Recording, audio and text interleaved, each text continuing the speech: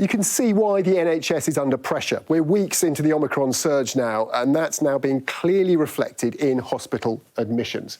But look, on a regional level, is there a glimmer of good news? Remember, London's Omicron wave is a week or two ahead of other parts of the country. Today's estimate from the ONS is 1 in 10 people are infected with Omicron in the capital.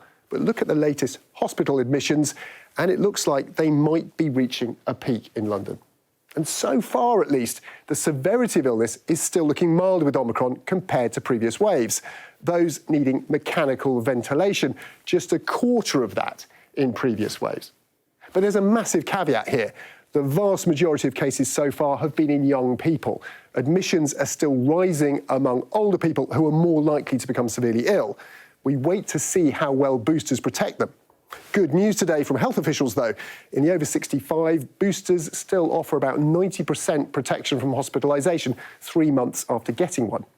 Boosters are probably the main reason we're still not seeing an increase in deaths so far, in the Omicron wave at least. The NHS may be struggling, but is there good news on the horizon? We are in a stronger position than we were this time last year, and that's thanks to the vaccinations, the antivirals, the testing. We've boosted more people in this country than in any other country in Europe. We've got more antivirals per head than any other country in Europe. We're testing more people per head than any other country in Europe, and that, of course, is helping. One possible guide to what we may see here is the fuller picture coming in from South Africa. This is the latest data from Gauteng province, the first to be hit hard by Omicron. Look at hospitalisations on the top in dark blue.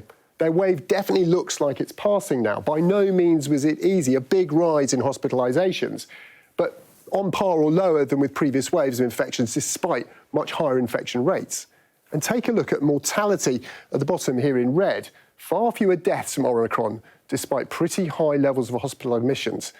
Big caveats here, of course. South Africa has a much younger population than we do and high levels of immunity from previous waves.